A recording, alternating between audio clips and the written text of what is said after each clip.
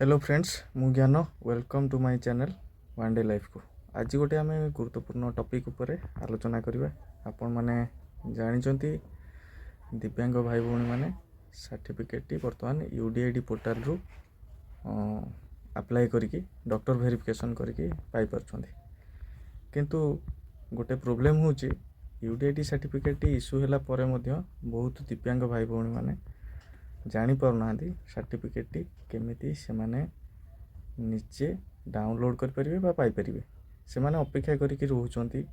एमिति भी देखा मिलूँ दिव्यांग भाई भौणी माने मेडिकल सीडीएम को ऑफिस आपण मानकर डीएसएसओ को ऑफिस एमती आसिया को पड़ुची सर्टिफिकेट आ खर्चांत भी होबाक पड़ुची।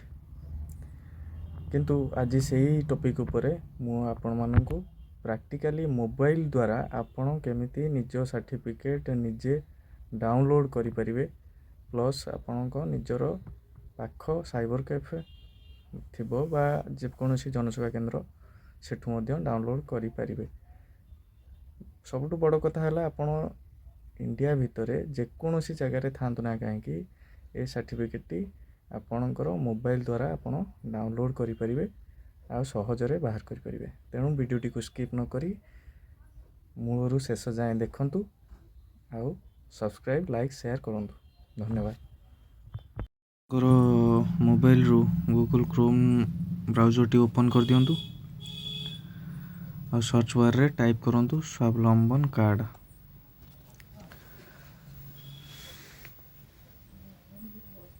देखंतु एमती स्वावलंबन कार्ड आपन टाइप कर परिबे न सर्च बार रे भी आसी जिवो। आपन टाइप करू करू तापर क्लिक कर देबे। क्लिक कला परे आपन को एमती इंटरफेस टी आसीबो लेखा आसुथबो आपन देखि परथुबे यूडीआईडी कार्ड। तो ता ऊपर आपन क्लिक कर देबे।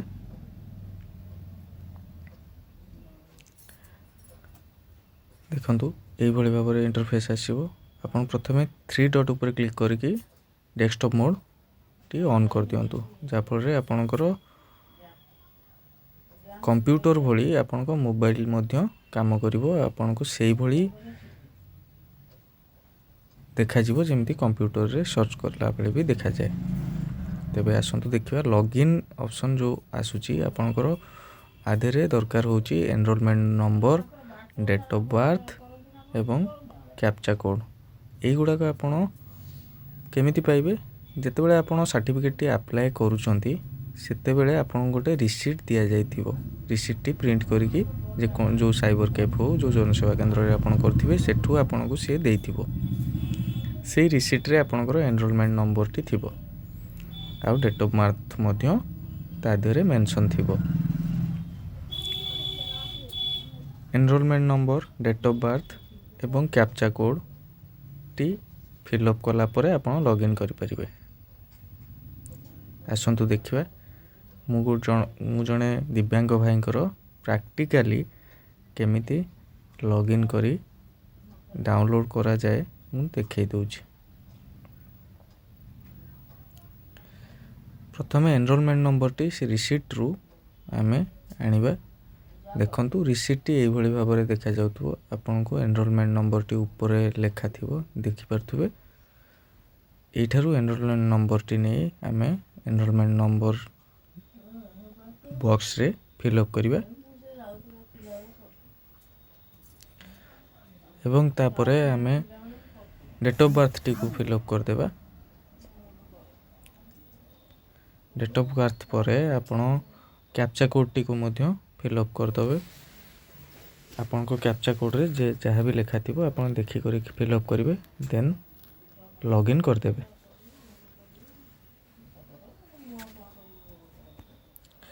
लॉगिन कला परे आपन को एई भली गोटे इंटरफेस शो करिवो। मोबाइल रु आपन देखि परथुबो ऊपरे आपनकर डिटेल्स शो होतिबो।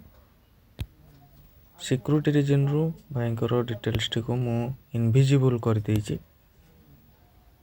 तो ऊपर देखंतु लेखा आसुतबो आपनकर my account update personal profile surrender card track application status medical campus hospital एवं download your e disability certificate. ଯେଉଁଠାରୁ ଆପଣମାନେ ନିଜର ସାର୍ଟିଫିକେଟଟିକୁ ଡାଉନଲୋଡ଼ କରିପାରିବେ। ଆଉ ଏଇ ଅପସନ୍ଟି ଆପଣଙ୍କୁ ସେତେବେଳେ ଶୋ କରିବ ଯେତେବେଳେ ଆପଣଙ୍କର ଡକ୍ଟର ଭେରିଫିକେସନ୍ ହେଇସାରିଥିବ ଏବଂ ସାର୍ଟିଫିକେଟଟି ଇସ୍ୟୁ କରିଦିଆଯାଇଥିବ। CDMଙ୍କ ଅଫିସ୍ ତରଫରୁ ସାର୍ଟିଫିକେଟଟି ଇସ୍ୟୁ କରାଯାଏ। ସାର୍ଟିଫିକେଟଟି ଏଇଠାରୁ ଆପଣମାନେ ଇସ୍ୟୁ ହେଲା ପରେ ଡାଉନଲୋଡ଼ କରିପାରିବେ। ଆଉ ଏଇଭଳି ଭାବରେ ଆପଣ ଡାଉନଲୋଡ଼ କରିପାରିବେ। ଆଉ ଦେନ୍ ଆପଣ ଏଇଠାରୁ ଡାଉନଲୋଡ଼ କରିସାରିଲା ପରେ ଲଗ୍ ଆଉଟ୍ କରିଦେବେ। ଯଦି ଭିଡ଼ିଓଟି ଭଲ ଲାଗିଥାଏ ତେବେ ଢେର ସାରା ଭଲ ପାଇବା ଦେବେ। ଧନ୍ୟବାଦ। ଯଦି ମୋ ଭିଡ଼ିଓଟି ଭଲ ଲାଗିଥାଏ ତାହେଲେ ସବସ୍କ୍ରାଇବ୍, ଲାଇକ୍, ସେୟାର ନିଶ୍ଚିନ୍ତ କରନ୍ତୁ। ଆଉ କମେଣ୍ଟସରେ ଲେଖନ୍ତୁ। ଯଦି ଆଉ କିଛି ଜାଣିବାରେ ଥାଏ ତାହେଲେ ବୁଝିପାରୁନାହାନ୍ତି ତେବେ କମେଣ୍ଟ କରନ୍ତୁ, ମୁଁ ଆପଣଙ୍କୁ ନିଶ୍ଚିନ୍ତ ଆନ୍ସର୍ କରିବି।